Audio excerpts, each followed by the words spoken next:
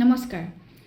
শিৱৰাত্ৰি আহি আছে আৰু এই শিৱৰাত্ৰি এইবাৰ পৰিছে ফেব্ৰুৱাৰী 15 তাৰিখ ৰবিবাৰ সন্ধিয়া চতুৰ্দশী তিথি লাগিব, যিহেতু শিৱৰাত্ৰি শিৱ চতুৰ্দশী বুলি কোৱা হয়, চতুৰ্দশী তিথিত কৰা হয়। সন্ধিয়া 4:41 পৰা আৰম্ভ হ'ব 15 ফেব্ৰুৱাৰী ৰবিবাৰে, আৰু সেয়া থাকিব সোমবাৰে সন্ধিয়া 5:30 মানে 5:26 থাকিব পঞ্জিকা অনুসৰি। গতিকে শিৱৰাত্ৰি, যিহেতু শিৱৰাত্ৰি দিনৰ নহয় ৰাতি কৰা পূজা হয় শিৱৰাত্ৰি, গতিকে যিসকল ধৰক ৰাতিৰ নিয়মবিলাক আছে সেয়া ৰবিবাৰে ৰাতিয়ে হ'ব, হোম হওক যজ্ঞ হওক যি হওক।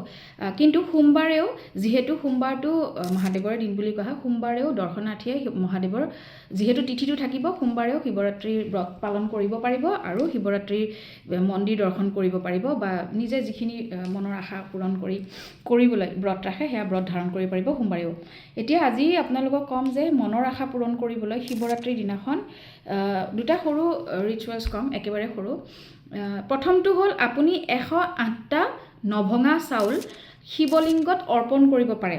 কিন্তু সেয়া কৰাৰ আগত আপুনি হয়তো ঘৰতে কৰিব পাৰে যে প্ৰত্যেকটো 108টা চাউল লৈ প্ৰত্যেকটো চাউলতে ওম নমঃ শিৱায় বুলি কৈ আপুনি আপোনাৰ মনোবাঞ্ছাটো কওক। এটাই মনোবাঞ্ছা হ'ব লাগিব, সেইটোৱে 108টা আপুনি চাউলত অভিমন্ত্ৰিত কৰি যাব। তেনেকৈ ৰাখি গ'ল, আৰু এটা ক'লে ওম নমঃ শিৱায় বুলি কৈ নিজৰ উইচটো কৈ ৰাখি গ'ল। তেনেকৈ 108টা চাউল নভঙা, নিখুঁত নভঙা চাউলত আপুনি ওম নমঃ শিৱায় মন্ত্ৰটোৰে অভিমন্ত্ৰিত কৰি নিজৰ উইচ কৈ সেই চাউলখিনি নি পেলাই আপুনি জলাভিষেক কৰাৰ পিছত শিৱলিংগত অৰ্পণ কৰিব পাৰে। সেয়া হ'ল প্ৰথম নিয়ম। একেবাৰে ধৰক কোনো ধৰণৰ হৈ হাল্লা নোহোৱাকৈ ঘৰতে আপুনি সেয়া মন্ত্ৰ মাতিৰে আপুনি অভিমন্ত্ৰিত কৰি লৈ যাব পাৰে। দ্বিতীয়তে আপুনি এখন পানত নিজৰ মনৰ আশা কৈ এখন পানত 2টা লং, অকণমান মৌ, অকণমান চাউল, মানে যিখিনি চাউল ধৰক একেবাৰে নভঙা চাউল, পুনৰাই কৈছোঁ নভঙা ধুই লোৱা চাউল, ভিজা চাউল, সেয়া দিলে। এখন পান ল'লে, তাত অকণমান চাউল দিলে, তাত এটা বাতাচা দিলে, অকণমান মৌ দিলে আৰু 2টা লং। সেয়া আপুনি আপুনি মহাদেৱক একদম নিজৰ উইচটো কৈ সেই পানখিলাও আপুনি শিৱলিংগত অৰ্পণ কৰিব পাৰে। আৰু শিৱলিংগত যিকোনো ধৰণৰ পান অৰ্পণ কৰিছে আপুনি, ধৰক বহুত ক্ষেত্ৰত আমি শিৱলিংগত যদি আমাৰ ধাৰ আছে, ধাৰবোৰ নাইকিয়া হ'বৰ কাৰণে আমি একেৰাহে ডালিমৰ ৰস অৰ্পণ কৰিব কওঁ বা কুঁহিয়াৰৰ ৰস অৰ্পণ কৰিব কওঁ। আপুনি যি ৰসে বা যি ধৰণৰ সামগ্ৰী আপুনি শিৱলিংগত অৰ্পণ নকৰক কিয়, তাৰ আগত আপুনি সদায় শিৱলিংগত পানী ঢালি ল'ব লাগে।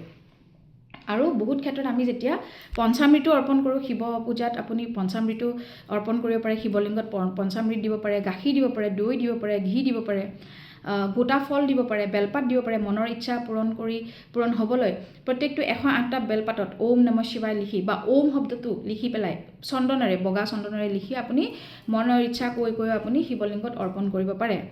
আৰু শিৱৰাত্ৰি কোৱা হয় শিৱ আৰু পাৰ্বতীৰ বিবাহ, গতিকে এফাকি মন্ত্ৰ আছে, সকলোৱে জানে কিজানি, যে ভগৱান বিষ্ণুৱে শিৱ আৰু পাৰ্বতীৰ বিবাহৰ পিছত সেই মন্ত্ৰফাকি আওৰাইছিল। গতিকে শিৱ পূজা যিসকলে কৰিছে, যি মন্ত্ৰৰে কৰিছে, কাৰণ আমি শিৱ পূজাত ধৰক ওম নমঃ শিৱায় ব্ৰত, ওম নমঃ শিৱায় মন্ত্ৰটো গাওঁ, মহামৃত্যুঞ্জয় মন্ত্ৰ গাওঁ, আমি শিৱৰ আপদ উদ্ধাৰ স্তোত্ৰম গাওঁ, শিৱৰ বিভিন্ন ধৰণৰ যাৰ যেনেকুৱা হয় বহুতে নাম গায়। কিন্তু যিয়ে কৰিছে আপুনি সৰ্বশেষত কৰ্পূৰ গৌৰম কৰুণাৱতাৰম সংসাৰ সাৰম ভুজগেন্দ্ৰহাৰম সদা বসন্তম হৃদয়াৰবিন্দে ভৱং ভৱানী সহিতং নমামি, এইফাকি মন্ত্ৰ গোৱাটো উচিত। কিয়নো এইফাকি মন্ত্ৰ কোৱা হয় ভগৱান বিষ্ণুৰ দ্বাৰা, ভগৱান বিষ্ণুৱে গাইছিলে শিৱ আৰু পাৰ্বতীৰ বিয়াৰ অন্তত, তেওঁলোকক সন্তুষ্টিৰ কাৰণে, তেওঁলোকৰ প্ৰশংসা হিচাপত। গতিকে এইফাকি মন্ত্ৰ আমি বিশেষকৈ শিৱৰাত্ৰিৰ দিনাখন গোৱাটো আমাৰ কাৰণে ভাল, আমাৰ মনৰ ইচ্ছা পূৰণ কৰাৰ কাৰণে ভাল বুলি কোৱা হয়। আৰু এইখিনি মই জনাখিনি আপোনালোকৰ লগত শ্বেয়াৰ কৰিলোঁ। জনাবচোন কোনে কোনে শিৱৰাত্ৰিৰ ব্ৰত ৰাখিব আৰু কেতিয়া ৰাখিব।